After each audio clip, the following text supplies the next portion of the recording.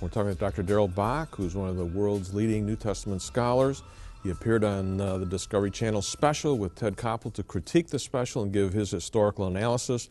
And one of the things that happened when you were talking with Ted Koppel is that he brought up Andre Feuerberger, the statistician from University of Toronto, and asked a question. And you thought it was a good question, and then things happened after the program. I want you to tell us about that. Well, the gist of the question was, on what basis were these statistics compiled? And the gist of the response was, well, I basically took the assumptions that were given to me and plugged in the numbers. And of course, the issue here is, how do you plug in the numbers and whether the assumptions in fact work? I had someone after the special who did math write my blog because the public vetting was happening on the blog, and question these numbers and also send the same statistics to Feuerberger for his assessment.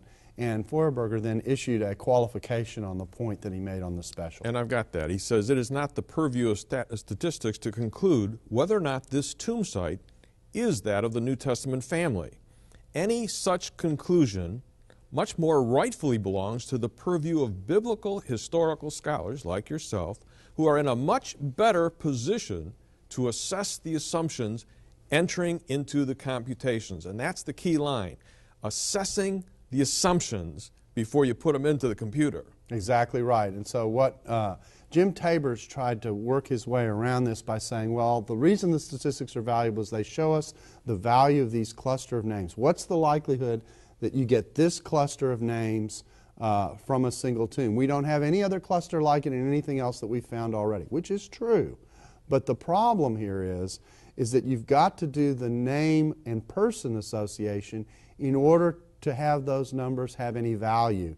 And so when you go through and you question the fact that several of these names don't plug in, or it's very unlikely that they'll plug in fact several of them are non-starters, all of a sudden your statistics that are built on 6 or 7 names shrinks down to 3, and those names are so common that you don't have a problem. Mary, 1 out of every 5 people, females at the time, is named Mary.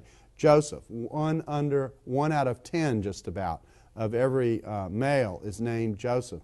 It's the second most popular male name. Mary's the most popular female name. Jesus, the 6th most popular male name. 1 out of about 15 or 16 people is named Jesus. So these are very common names that we're left with when it's all said and done. You take a population of 80,000, 16,000 of them are going to be named Mary, 6,400 of them are going to be named Joseph, 4,800 of them are going to be named Judah, the supposed name of the son. 3,200 of them are going to be named Jesus, and 1,600 of them are going to be named Matthew. Those are all the names represented. So that's a lot of folks crawling around who eventually end up in boxes because people die.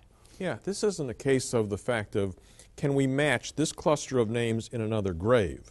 And so we got a match, okay? That might be possible. In fact, you need to talk about some of the other tombs that have come up with a lot of those names. But this is really a case of, before we start saying this is the family of Jesus, we've got to give evidence that shows this is the family. Exactly right. And the problem here is that at several points we don't match, and so we can't even get to the statistics. That's the point. We can't get to the statistics. We can't plug in the names for the numbers because the names themselves don't qualify to be worthy of being plugged in for the numbers.